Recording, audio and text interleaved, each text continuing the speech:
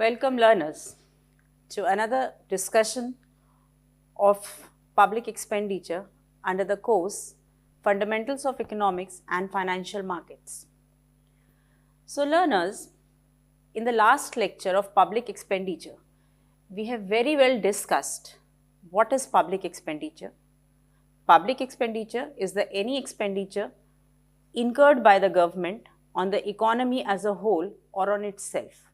That means any expenditure that is going out from the government fund, from the contingency account, from the consolidated fund of India or public account is treated as public expenditure. Public expenditure is for welfare, for fulfilling the socio-economic objectives as well as for various government avenues.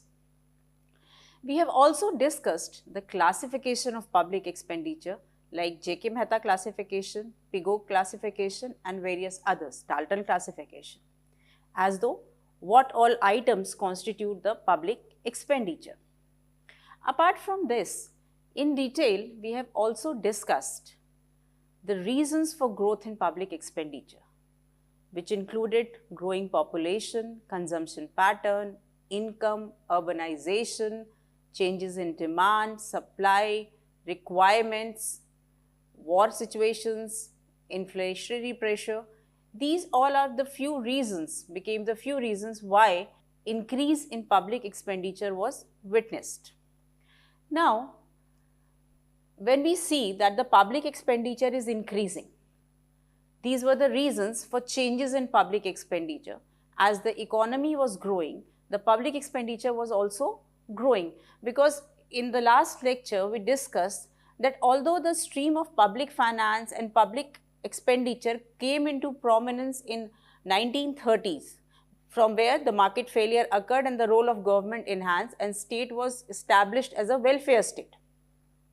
Keeping this in mind, there were various economists who discussed, who tried to give a solution, a reason why public expenditure is increasing and wanted to justify the reason for increase in public expenditure as well as the pattern in which the public expenditure was increasing.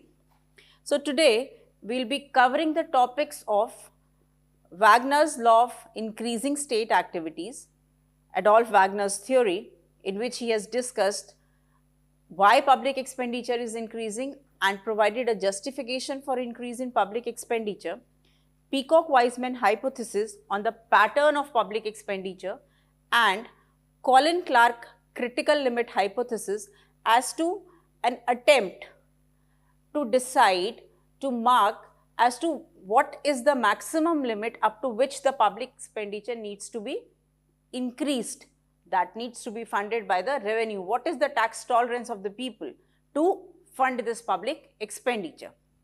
So learners, let's start with the theoretical analysis of public expenditure growth, the positive theories of public expenditure. See, we have discussed that the rising trend of the government expenditure has been explained in many studies. Even the data shows these trends. For example, if I give you an example of India, if we collect the data of public expenditure, be it capital expenditure or revenue expenditure for the past 40-50 decades, almost if I say prior to 91 or after 1991, that is considered as a structural break in the Indian economy. From that point of time also, if we will witness that both the revenue and capital expenditure of the government is growing. That means in absolute terms, public expenditure is growing. It is not only India, but many other countries also who have been witnessing this growth in public expenditure. So different economists have tried to explain this theory of public expenditure, why this expenditure is growing, what can be the probable reasons of growth and the justification of that expenditure. However, when we go back in 80s and 90s, 1890 and around early of the 19th century, notable among these studies, there were many studies at that time, although the prominence of public expenditure was not there. Still, Adolf Wagner, Wiseman and Alan T. Peacock, they made a very important attempt and a theoretical attempt to describe the growing expenditure. So the notable among are based on the studies of Wagner and Peacock. These two theories importantly we will be discussing.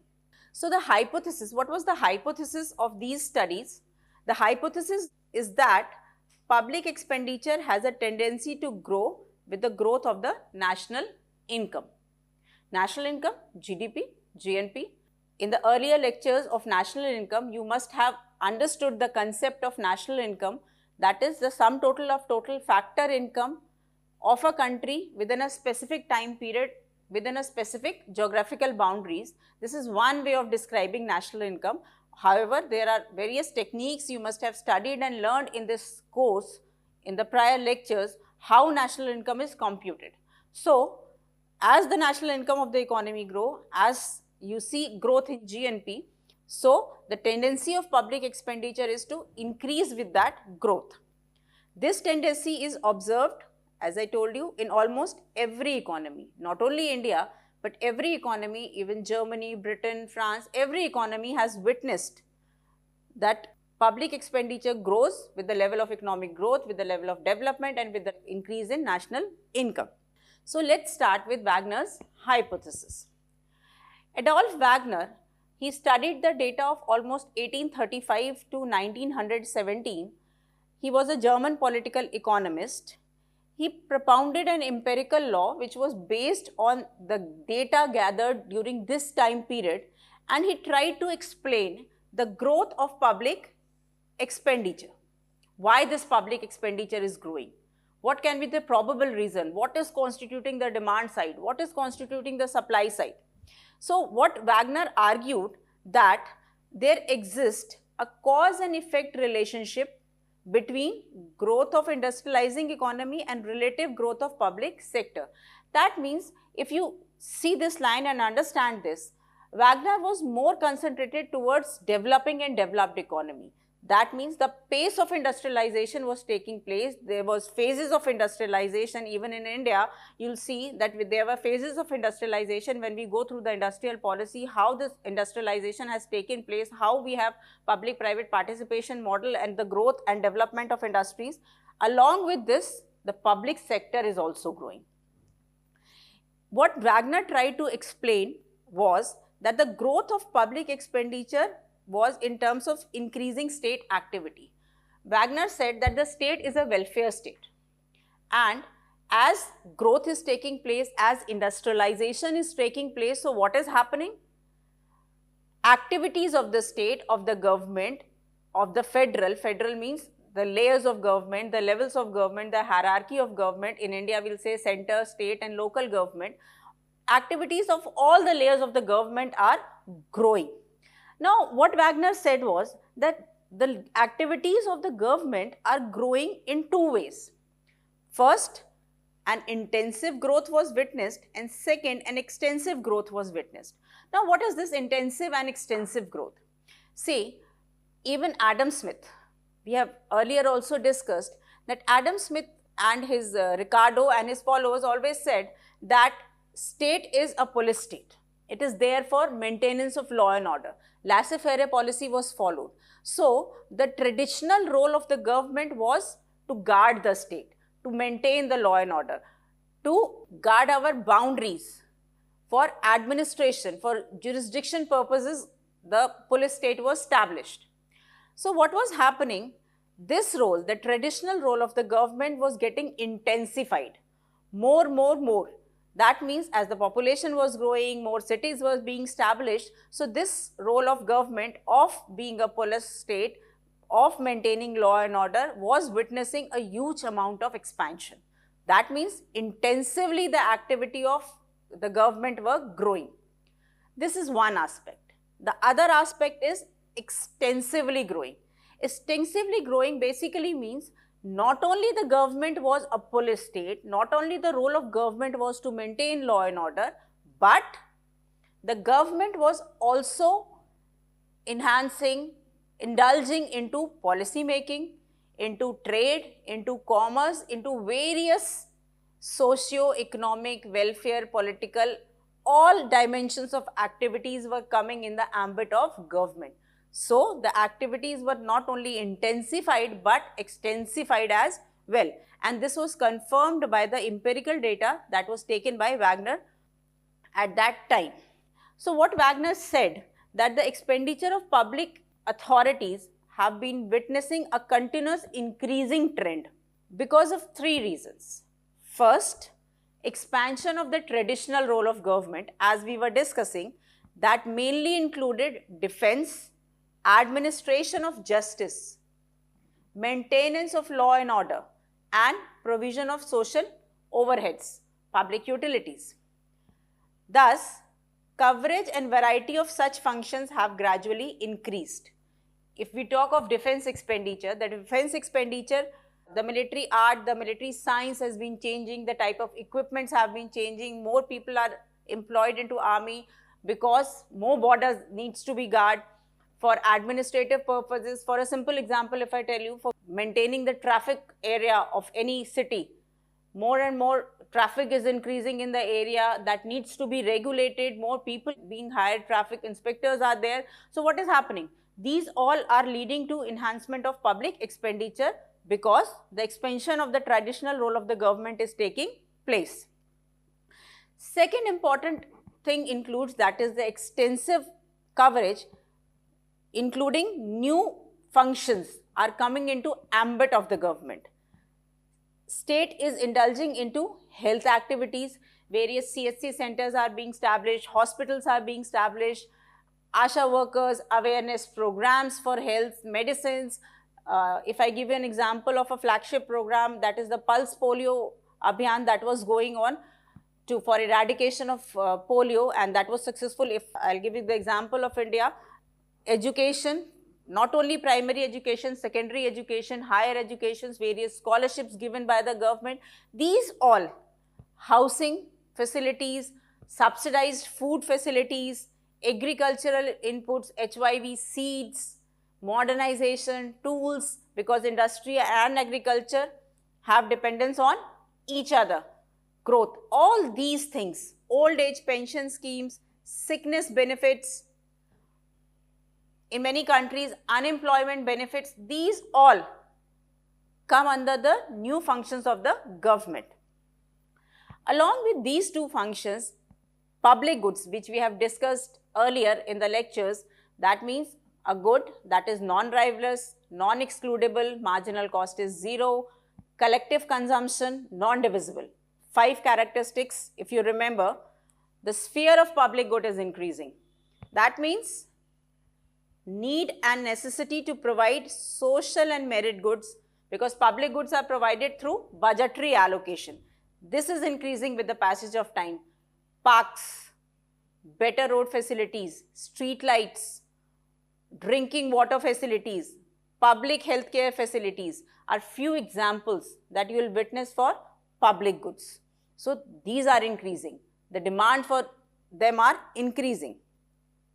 So when we see that public expenditure is increasing, so a question comes into the mind, what constitute the demand and supply side of increase in public expenditure? Why the government is increasing public expenditure? How come the demand is being generated? What are the factors responsible for demand? What are the factors responsible for supply? If we talk of public good, who are demanding public good? Who is supplying public good? Why this expenditure is increasing? These all questions can be answered through few factors, few variables that have an impact on demand and supply. So first we will see what are the variables, what are the factors which have an impact both on demand and supply of public expenditure. First one of them is capital income, per capita income. Per capita income is total income of the economy divided by population. Per count, you will get the per capita income. Increase in per capita income means the standard of living of the people are increasing. People are spending more. That is leading to increase in aggregate demand of the public utilities.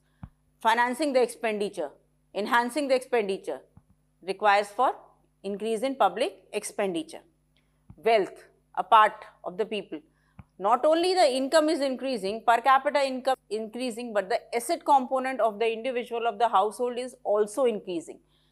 See, we have discussed this in consumption theories, that if the wealth of an individual increases, what happens?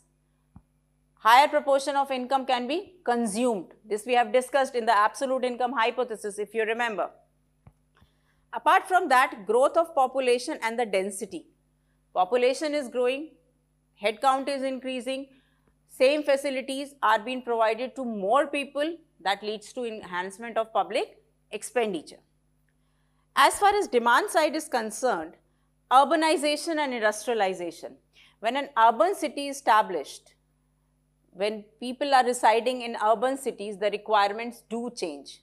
The requirements of road, the requirements of health facilities, the requirement of education, the requirement of municipalities, administration, justice, law and order is very different from maintenance of a rural area. Thus, requires a huge amount of public expenditure, a reason for constituting the demand side of public expenditure. Structure and composition of population is another important reason. If the old age people, the elders in an economy increase, they are not contributing to the GDP of the economy, they are not constituting or providing the income, they are not earning, but they are the consumers. The facilities, the sickness benefits, the old age pension schemes, leading to enhancement of public expenditure. Specialization of labor. The more skilled a labor is, the more specialized a labor is, the requirement for job changes.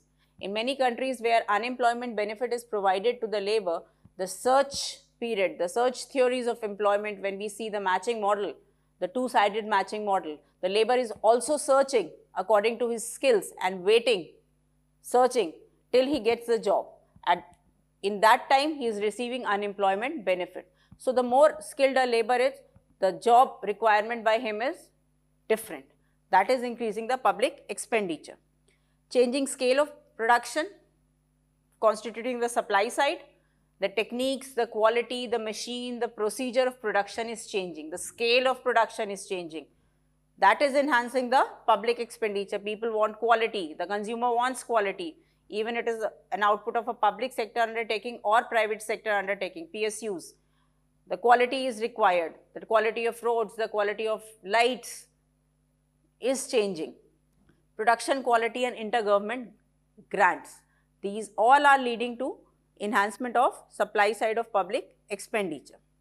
So, if we can understand this concept with the help of the graph that was given by Wagner, time is an important third dimension that we have taken in the graph. On x-axis, we have taken the real per capita income of the household, of the economy, and on y-axis we have taken the real per capita output of public goods. That means the variable that is constituting the public expenditure, time being the third important dimension.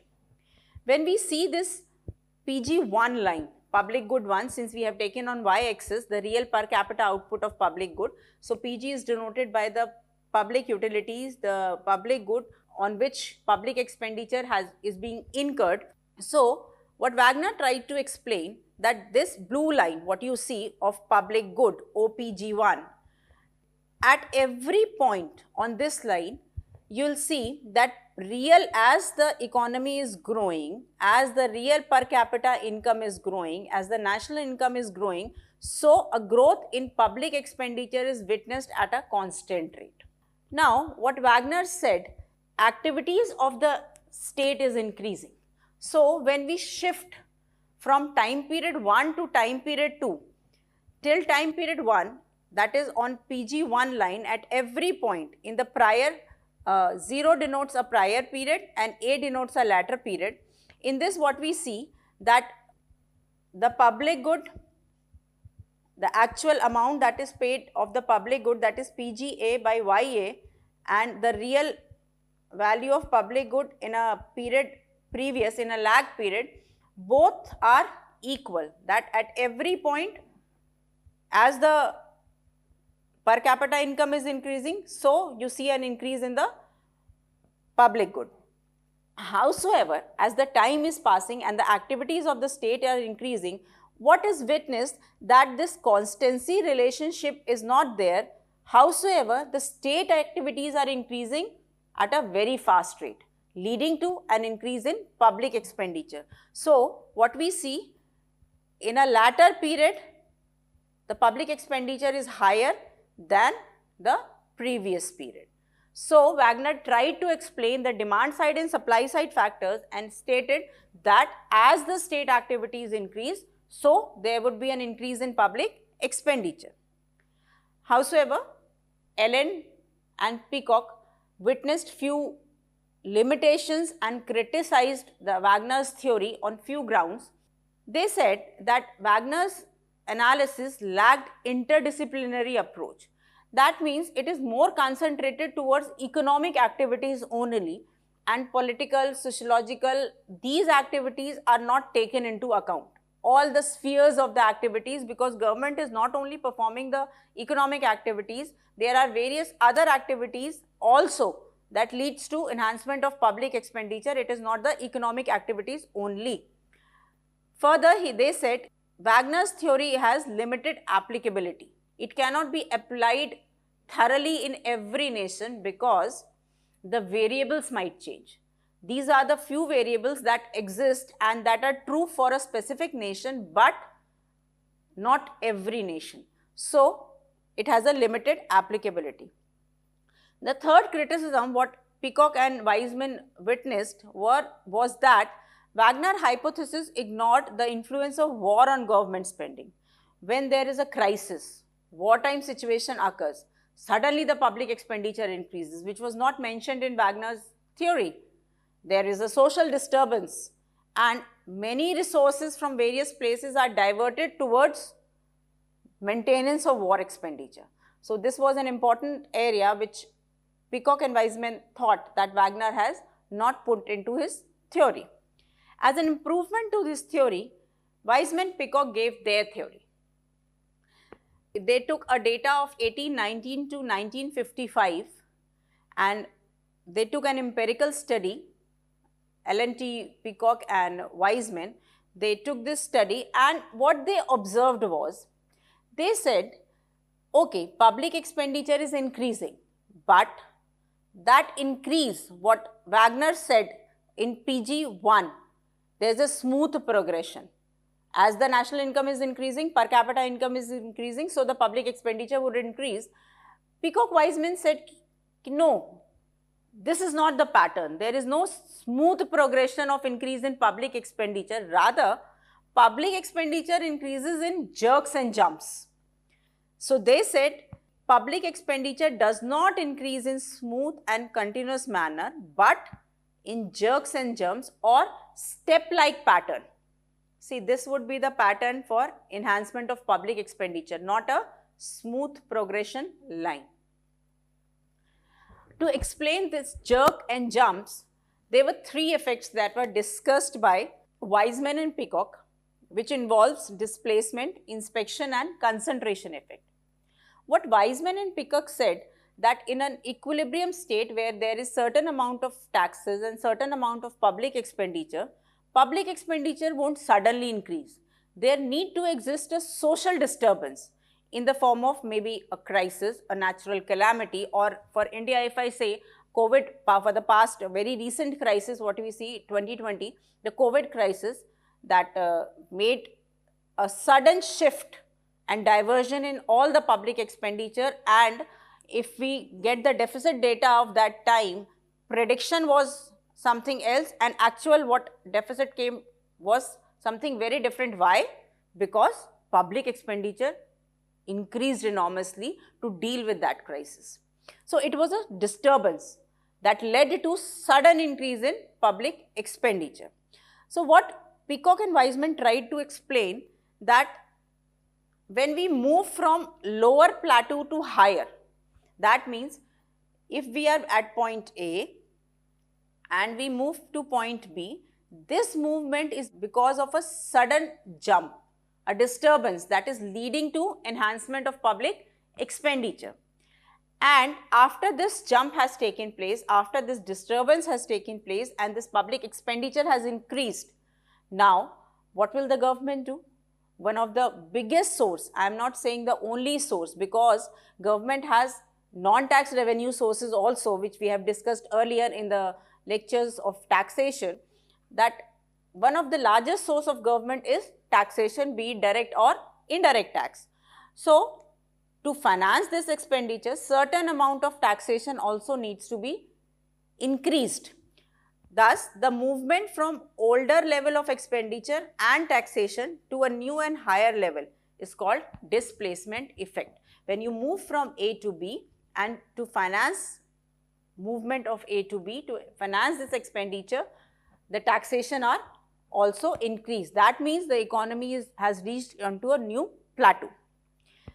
Thus, major social difference ends. Howsoever, people get acclimatized to this taxation system, new tax regime. No strong motivation exists for the society to return to lower pre-disturbance level. A new level of tax tolerance is established in the economy, in the society. Howsoever, when the government is funding its expenditure, one of the revenue sources, one of the important revenue sources is tax. It was witnessed that there is always an inadequacy of revenue in comparison to public expenditure, because when we actually discuss public expenditure and see the items of public expenditure practically in the contemporary scenario, you'll also see that there exist, if I talk of India, there exist rigidities in the items of expenditure, and few expenditures are budgetary liabilities of the government in the form of subsidies, in the form of other healthcare facilities, in the form of various flagship programs that the government is undertaking, that the government needs to finance or to have a public expenditure on. Thus, the resources are not being raised according to the public expenditure, which again involves various reasons. Howsoever, this was the inspection effect which gave a result that expenditures and revenue receipts and the taxation or the income of the government do have a disparity, do have a deviation. There exists a deficit. Another effect that was witnessed by Weizmann-Peacock was the concentration effect, which said that as the economy is growing, as the state activities is growing, there is the tendency of the central government to become an increasing proportion of the total sector economic activities. That means central government of any country is has undertaking many activities, and with increasing various factors, increasing economy, growth, development, national income, these activities of the central government are continuously increasing.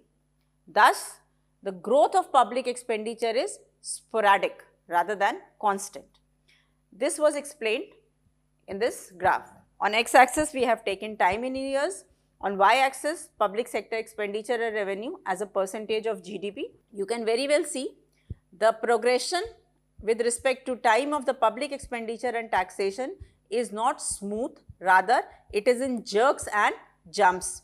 If we are starting from point A and we are moved to point B, this is called the displacement effect. This movement, a jerk happened and a new plateau for public expenditure and tax tolerance limit has been attained. Now what will happen?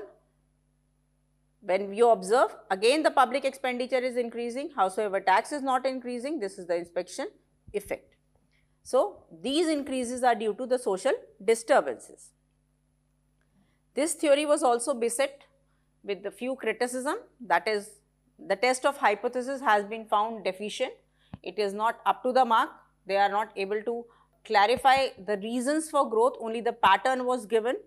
Furthermore, it was said that public expenditure would regularly increase if the economy is witnessing structural changes, if the economy is witnessing growth, development, progress is going on, public expenditure will increase. Not necessary that a social disturbance only will increase. Social disturbance can enhance at that particular time the amount of public expenditure, but always a social disturbance is not the reason. However, the theories do try to give an important aspect of increase in public expenditure. Third is your Colin Clark critical limit hypothesis. This is a very short hypothesis in which Colin Clark developed and tried after World War II. This hypothesis is concerned basically with the level of tax tolerance. What should be the limit at which the public expenditure should be maintained so that it can be funded by the specific amount of taxation, because we have earlier discussed that tax is a sacrifice and it becomes difficult to attain to new tax tolerance limits every time, and this limit cannot be enhanced sporadically. So what they said, after they drew the conclusion from the empirical data of various Western countries for interwar period during the World War II, what Clark pointed out that in an economy, inflation emerges when share of government sector as measured in terms of taxes and other exceed 25% of the aggregate. So what was the critical limit? They said of the total aggregate economic activities what are taking place, the critical limit, the maximum limit for public expenditure should be 25%. If the government is increasing that limit, then the economy will definitely bear the inflationary pressure. Inflation we have discussed in earlier lectures in detail. So when public expenditure reaches 25%, the aggregate amount of expenditure in the economy, the taxpayer's ability to pay also we have discussed, now becomes exhausted. So that is the critical limit. If the government enhances the public expenditure above this and tries to fund the public expenditure with higher taxations, then disincentive starts. People's ability to work, willingness to work, save and invest. Now the taxation would start having the distortionary effect on the individuals, and they'll start evading tax, and tax collection would definitely go down. Thus, this hypothesis rests on two institutional factors. First, tax collection of the government exceeds 25%. The income earners who are badly affected, as I told you, the distortionary effects will start. And if the budget is balanced, increase in public expenditure would constitute rising demand. So, if too much public expenditure is there, maladjustments will happen. As a result, economy will witness inflationary pressure. In words of Bernard P. Harbour and Ved P. Gandhi, what they tried to do the critical analysis, evaluation of the positive theories of public expenditure. They said uniform theory cannot be applied in different nations because variables do different nations. So this theory cannot be generalized for every nation. Howsoever, authenticity do exist, but 100% applicability of theory is not possible. There is no certainty that explanatory variables are alike, independent variables are alike. Independent or explanatory variables means those variables which are having an effect on public expenditure, they may differ. Further, depending on the socio-economic framework, growth and composition of population, cultural, political setup, the variables change. These needs to be kept in mind. So, hope these theories, you are able to understand these theories of Wagner, Weismann-Peacock and critical limit theorem.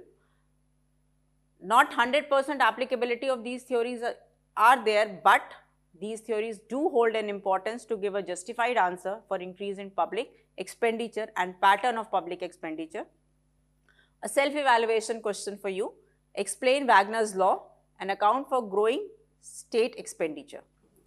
These are the suggested readings: Musgrave and Musgrave, Browning and Browning, Buchanan and N. Radhakrishnan, that will enhance your understanding of the concept and theories of public expenditure.